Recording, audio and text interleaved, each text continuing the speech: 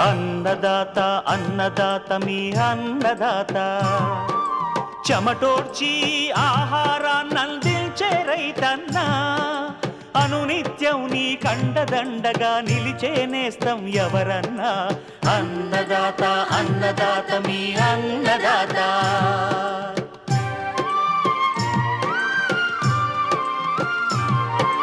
నూతన రీతుల సాగుబడికి నూరింతలు పెరిగే దిగుబడికి సూచనలిచ్చే సస్య రక్షణకు పశు పోషణకి శాస్త్ర విజ్ఞానం అందించి ముందుకు నడిపే తెలుగు రైతు భారతదేశానికి మకుటం అయ్యేలా తీర్చిదిద్దే ఆశయంతో మిమ్ము మేలు కొలిపేది అన్నదాత అన్నదాత అన్నదాత మీ అన్నదాత అన్నదాత అన్నదాత మీ అన్నదాత. అన్నదాత ప్రేక్షకులకు నమస్కారం. ఈనాటి ముఖ్యాంశాలు: కూరగాయ పంటల్లో సూక్ష్మ పోషక లోపాలు, సవరణ మార్గాలు, మిద్దె సాగును ఇష్టమైన వ్యాపకంగా మలుచుకున్న హైదరాబాద్ మహిళ శివపార్వతి అనుభవాలు, ఇంకా జై కిసాన్ వ్యవసాయ సమాచారం.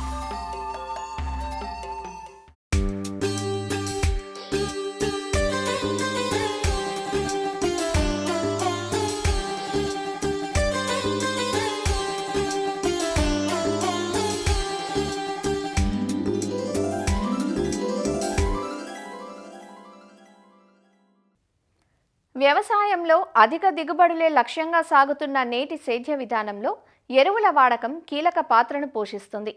ఇటీవలి కాలంలో కూరగాయ పంటల్లో పలు సూక్ష్మధాతు లోపాలు బయటపడటం చూస్తున్నాం. సేంద్రియ ఎరువులను విస్మరించి రసాయన ఎరువులను అధికంగా వాడటమే ఇందుకు ప్రధాన కారణంగా కనిపిస్తోంది. పంటల్లో మొక్కల ఎదుగుదలకు ప్రధాన పోషకాలైన నత్రజని, భాస్వరం, పొటాష్ ఎరువులతో పాటు సూక్ష్మ పోషకాలైన జింక్, బోరాన్, ఇనుము, మాలిబ్డినం, మెగ్నీషియం, సల్ఫర్ వంటి మూలకాలు కూడా అవసరమే. ప్రధాన పోషకాలు మొక్కలకు ఉపయోగపడాలంటే వీటి పాత్ర కీలకం. కాబట్టి పంటల్లో నాణ్యమైన దిగుబడులు సాధించాలంటే ఎప్పటికప్పుడు సూక్ష్మ పోషక లోపాలను గమనించుకొని సవరించుకోవాలంటూ వివరాలు తెలియజేస్తున్నారు వైఎస్ఆర్ ఉద్యాన విశ్వవిద్యాలయం పార్వతీపురం ఉద్యాన కళాశాల అసిస్టెంట్ ప్రొఫెసర్ డాక్టర్ ప్రసాద్. కూరగాయ పంటల్లోని ప్రధాన పోషకాలైనటువంటి నత్రజని, భాస్వరం, వీటితో పాటు సూక్ష్మ పోషకాలైన బోరాన్, కాల్షియం, ఐరన్, జింక్ చాలా ప్రాముఖ్యత కలిగినవి. ఇవి కాయల యొక్క నాణ్యత పెంచడానికి, మొక్క ఎదుగుదలకు, అదేవిధంగా కాయ నాణ్యత పెరగడం వల్ల మంచి మార్కెట్ విలువ కూడా ఉండే విధంగా అవుతాయి. ముఖ్యంగా ఈ సూక్ష్మ పోషకాల్లోని బోరాన్, ఈ బోరాన్ ధాతు లోపం వలన టమాటాలో అయితే పగుళ్ళు ఏర్పడతాయి. ఈ క్యారెట్ వీటిల్లో అయితే వేర్ల పైన పగుళ్ళు వచ్చి ఈ క్యారెట్ పగిలిపోయే విధంగా కనిపిస్తుంటుంది.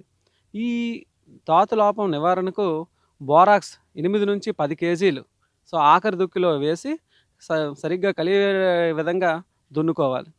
దీంతోపాటు 0.5 to 1% బోరాన్ టమాటోలో అయితే పువ్వు ఏర్పడే దశలోని, కాయ అభివృద్ధి దశలోని, క్యారెట్ పంటల్లోని వేరు అభివృద్ధి చెందే దశలోని స్ప్రే చేయడం వలన ఈ బోరాన్ ధాతు యొక్క లోపాన్ని నివారించవచ్చు. దీంతోపాటు రెండవ ముఖ్యమైనది ఏంటంటే కాల్షియం. ఈ కాల్షియం ధాతు లోపం వలన టమాటో వీటిల్లోని కాయ చివరి భాగంలో మచ్చలు ఏర్పడతాయి. దీన్ని బ్లాజమ్ అండ్ రాట్ అంటాం. దీంతోపాటు ఈ క్యాప్సికంలో కూడా ఈ కాల్షియం ధాతు లోపం వలన ఈ బ్లాజమ్ అండ్ రాట్ వచ్చే అవకాశం ఉంటుంది. దీనిని నివారణ కొరకు కాల్షియం నైట్రేట్ 50 నుంచి 100 కేజీలు 1 ఎకరానికి దుక్కులో వేసి దున్నుకోవాలి. అదేవిధంగా జిప్సం, కాల్షియం సల్ఫేట్ అంటారు. దీన్ని 100 నుంచి 200 కేజీలు 1 ఎకరానికి వేసుకొని కూడా దున్నొచ్చు. దీంతోపాటు కాల్షియంని స్ప్రే ద్వారా కూడా స్ప్రే చేయొచ్చు. దీన్ని కాల్షియం EDTA చిలేట్స్ రూపంలో 1% నుంచి 2% వరకు మొక్కలపై 2 సార్లు పిచికారీ చేయడం వల్ల ఈ కాల్షియం ధాతు లోపాన్ని నివారించవచ్చు. మూడవది ఈ జింక్ లోపము కూరగాయ మొక్కల్లోని ఈ ఆకుకూరలను ఎక్కువగా కనిపిస్తుంది. అదేవిధంగా ఆకులు చిన్న చిన్నగా మారడం వల్ల దీన్ని రోజెట్టి ఎపిరెన్స్ అంటారు. ఆకులు సరిగ్గా అభివృద్ధి చెందవు. ధాతు లోపాన్ని నివారించడానికి జింక్ సల్ఫేట్ను 10 నుంచి 15 కేజీలు 1 ఎకరానికి వేసుకొని దున్నుకోవాలి.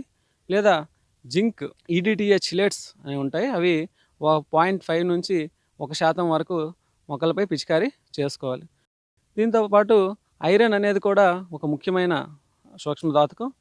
ఆకుకూరల్లోని ఎక్కువగా ఈ ధాతు లోపం అనేది కనిపిస్తుంది. ఇవి పాలిపోయినట్టుండి పసుపు రంగులో మారే అవకాశం ఉంటుంది కాబట్టి దీని నివారణ కొరకు ఐరన్ సల్ఫేట్ 10 నుంచి 20 కేజీలు ఒక ఎకరానికి దుక్కులో వేసుకొని దున్నుకోవాలి. ఫోలియర్ స్ప్రే అనేది ఈడిటిఏ చిలేట్స్ అనే మనకి మార్కెట్లో దొరుకుతుంటాయి. అవి 0.5 నుంచి 1% కూడా మొక్కలపై పిచికారీ చేయడం వల్ల ఈ ఐరన్ ధాతు లోపాన్ని నివారించవచ్చు. ఈ విధంగా సమగ్ర యాజమాన్య పద్ధతుల్లో, పోషక యాజమాన్య పద్ధతుల్లో ప్రధాన పోషకాలతో పాటు సూక్ష్మ పోషకాలు కూడా మొక్కలకు అందించి రైతులు మంచి దిగుబడిని పొందుతారని ఆశిస్తున్నాం.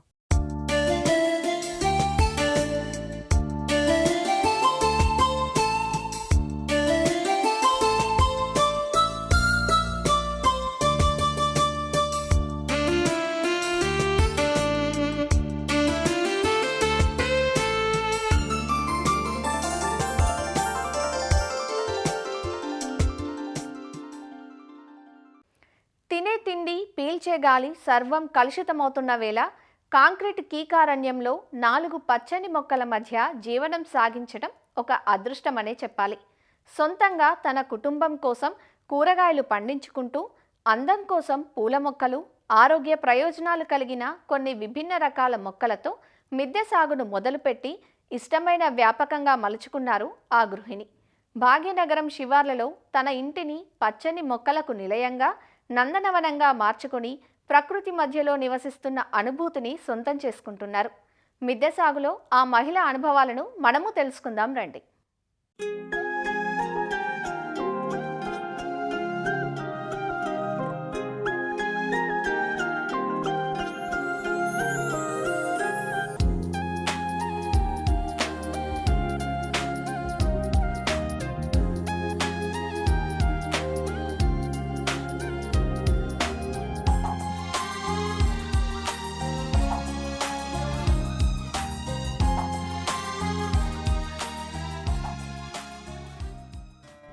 హైదరాబాద్ వనస్థలిపురంలో ఉన్న ఈ ఇల్లు ఒక పొదరిల్లు.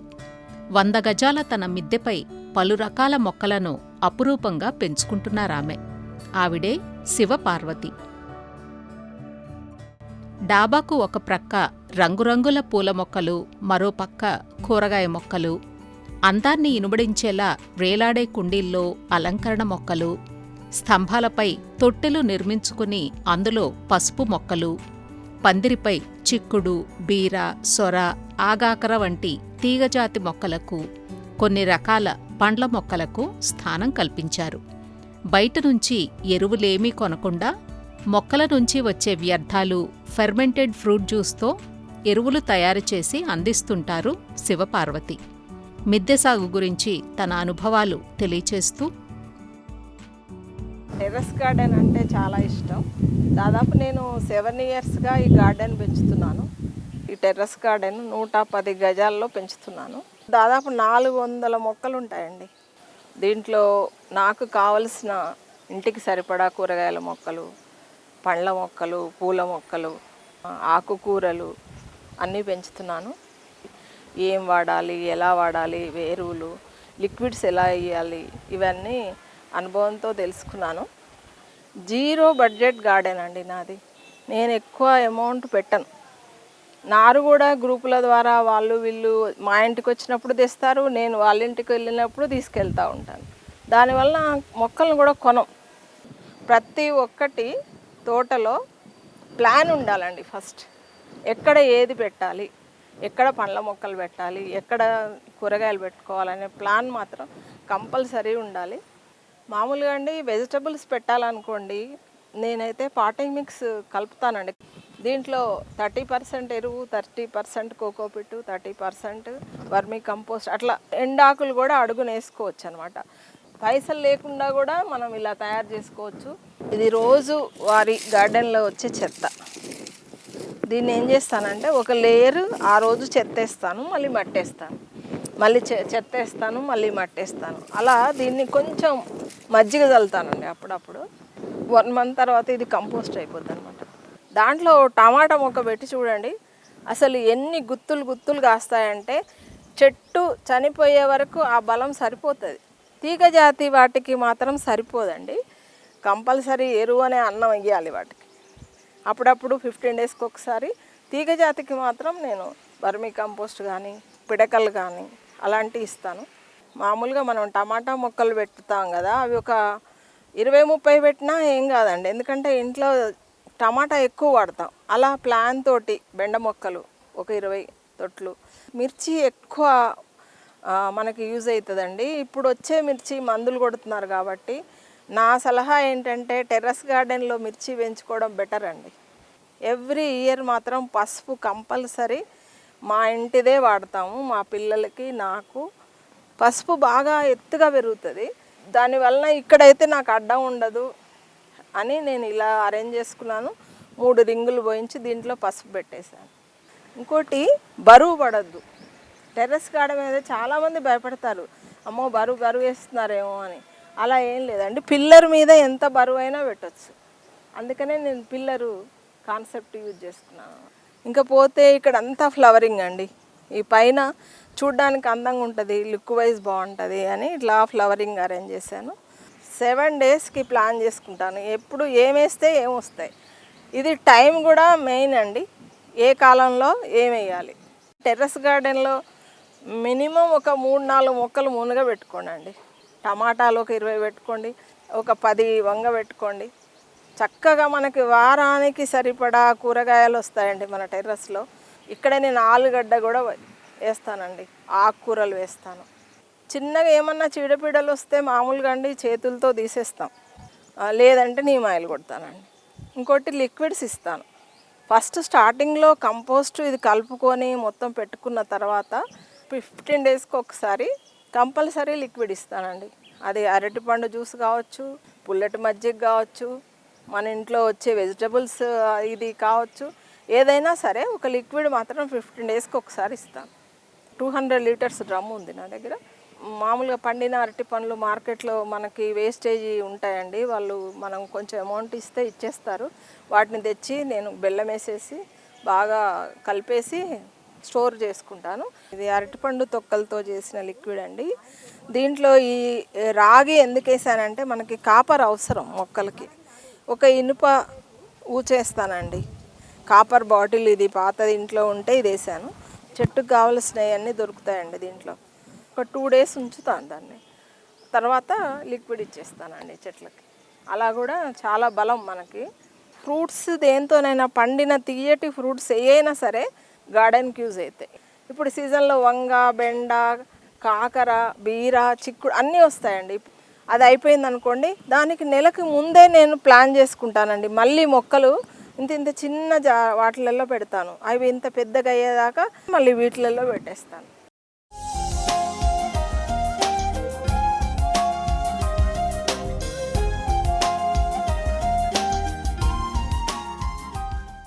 ఇక్కడ చూడండి, మనం ఏదో సామెత అంటారు, కథకు కాదు ఏది అనర్హం అని.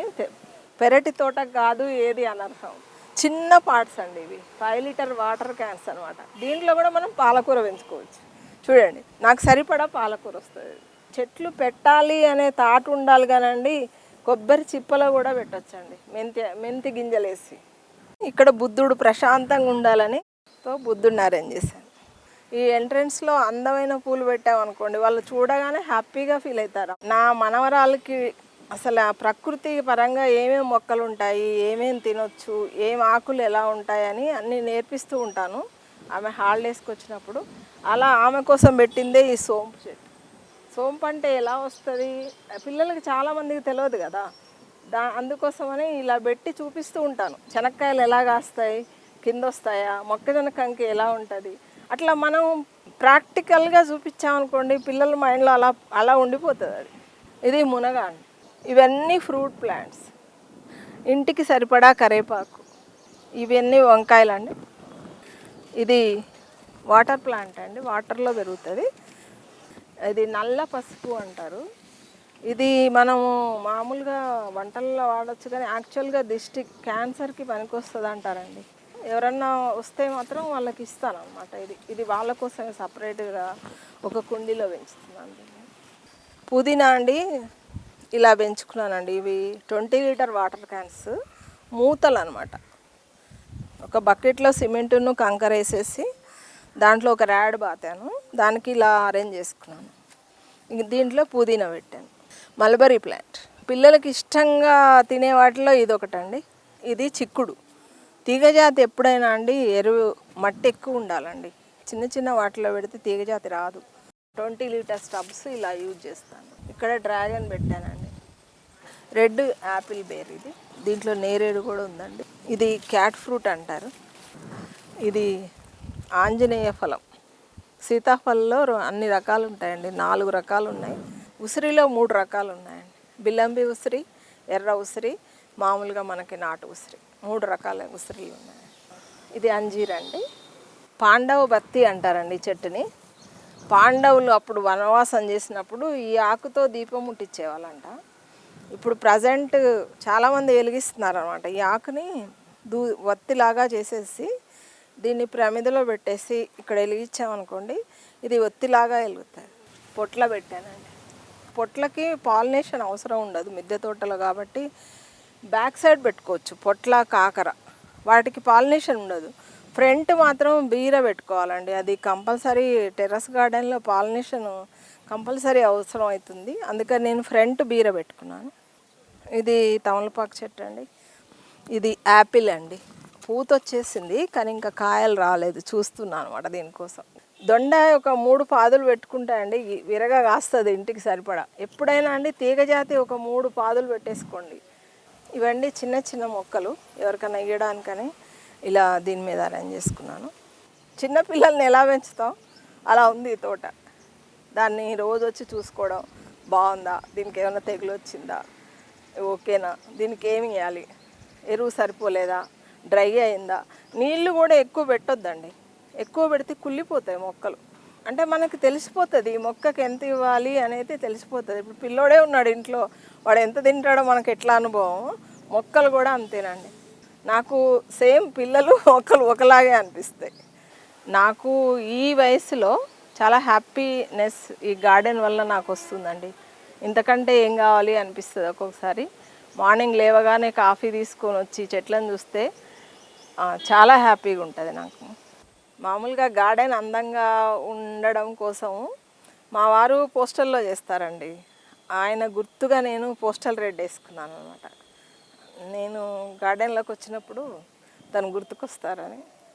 సమ్మర్లో కుండల్ని కూడా నేను వేస్ట్గా పోనీయనండి. ఆ కుండ కలర్ వేసి దాన్ని ఏదో ఒకలాగా అందంగా తీర్చిదిద్దడం నా హ్యాబీ. ఇంకోటి గార్డెన్లో పని చేయడం వలన ఈ ఏజ్లో మనకి ఫిజికల్ ఎక్సర్సైజ్ ఉంటుంది. నా బాడీలో నేను చాలా చేంజెస్ చూశాను ఈ తోట పెంచిన దగ్గర నుంచి. నా పని నేనే చేసుకుంటా అండి. నా మట్టి నేను కలుపుకుంటా, పెట్టుకుంటాను, కలర్ వేస్తాను, మొత్తం పని వాటరింగ్ అంతా నేనే చేస్తాను. దానివల్ల నాకు చాలా హ్యాపీగా ఉంటుంది అనమాట. ఇది ఏ మందులు ఇవి ఏ వేసుకున్నా ఇంత బాగా పనిచేయమనుకుంటా బహుశా.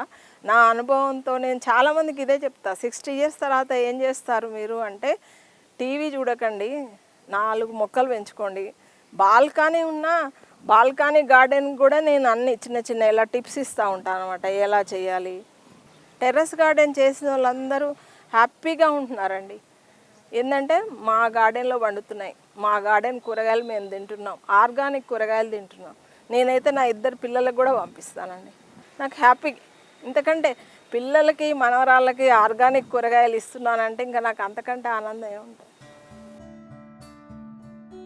శివపార్వతి మిద్దె తోటను పరిశీలించేందుకు వచ్చిన నగరంలోని తోటి సాగుదారులు మాట్లాడుతూ, గ్రూప్స్ ఉంటాయి మాకు, దానిలో మాకు ఫ్రెండ్షిప్ అయింది మా ఇద్దరికి. మేము గార్డెన్ లవర్స్ కాబట్టి క్లోజ్ అయిపోయాం, చాలా క్లోజ్ అయిపోయాము. మేము ఒకళ్ళ గార్డెన్కి ఒకళ్ళు వెళ్ళడము, మేము అనుభవాలు పంచుకోవడము, వీళ్ళ గార్డెన్లో ఎలా ఉంది, నా గార్డెన్లో నేను ఏం తప్పు చేస్తున్నాను, ఏం తక్కువ చేసుకుంటున్నాను, సో కొన్ని నేర్చుకోవడం అనమాట. నేను పార్వతి దగ్గర నేర్చుకుంది ఏంటంటే, ఒక 10 కంటైనర్స్లలో టమాటాలు పెట్టాలి, 10 కంటైనర్స్లో క్యాబేజీ పెట్టుకోవాలి, ఒక 10 కంటైనర్స్లలో బెండ పెట్టాలి. అలా పెడితేనే మన ఫ్యామిలీకి సరిపోతాయి. 1-2 మొక్కలు పెట్టుకుంటే సరిపోదు అన్నది నేను తన దగ్గర అది నేర్చుకున్నాను అనమాట. నాకు తన గార్డెన్ కూడా చాలా నచ్చుతుంది, చాలా కష్టపడుతుంది, చాలా బాగా వాటిని మెయింటైన్ చేస్తుంది అనమాట. చాలాసార్లు వచ్చినప్పుడల్లా ఏదో కొత్తగానే ఉంటుంది శివపార్వతి గారి గార్డెన్. ఫస్ట్ టైం వచ్చినప్పుడు నాకు ఈ పెరుగు బకెట్స్లో కలర్స్ వేసేసి పెట్టినది చాలా నచ్చింది.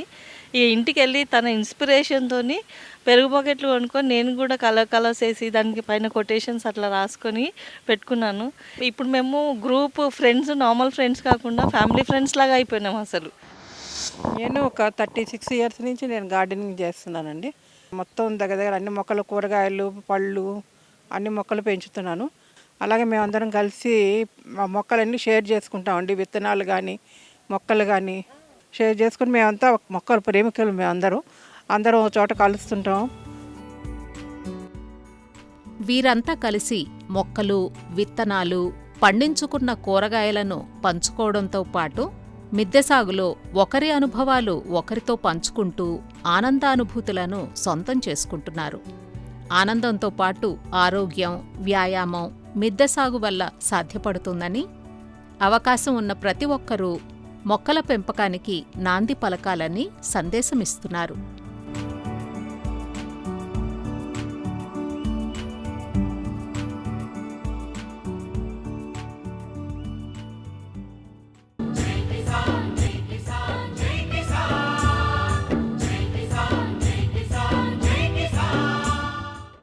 వ్యవసాయ సమాచారం ఇప్పుడు జై కిసాన్లో చూద్దాం. నెల్లూరు జిల్లాలో ఎడగారు ధాన్యం కోతలు ముమ్మరమయ్యాయి. మారుతున్న వాతావరణ పరిస్థితులతో రైతులంతా పంట కోసిన వెంటనే ధాన్యం అమ్మకాలకు సిద్ధమవుతున్నారు. అయితే ప్రభుత్వ కేంద్రాలు లేకపోవడంతో దళారులను ఆశ్రయించాల్సి వస్తోందంటూ రైతులు ఆందోళన చెందుతున్నారు. జిల్లాలో ఎడగారు లేదా ముందస్తు ఖరీఫ్ కింద దాదాపు 3 లక్షల ఎకరాల వరకు వరి సాగు అయింది. ఈసారి పెట్టుబడులు పెరిగిన నేపథ్యంలో కనీస గిట్టుబాటు ధరలు దక్కుతాయనుకున్న రైతులకు నిరాశే మిగిలింది.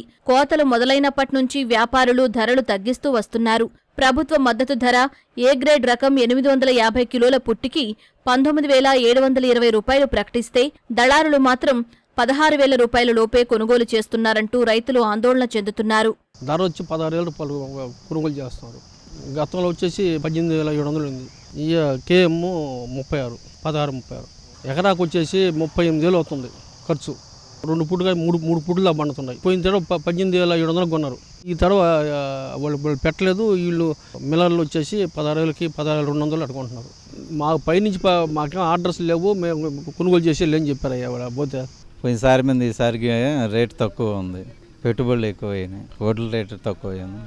గతంలో 18-20 దాకా ఉండింది, ఇప్పుడు తగ్గిపోయింది. ఇప్పుడు 17, 16.5. గతంలో కొనుగోలు కేంద్రాలు ఉండబట్టి గిట్టుబాటు ధర బాగానే ఉంది. ఈసారి లేదు కాబట్టి అందువల్ల బయట.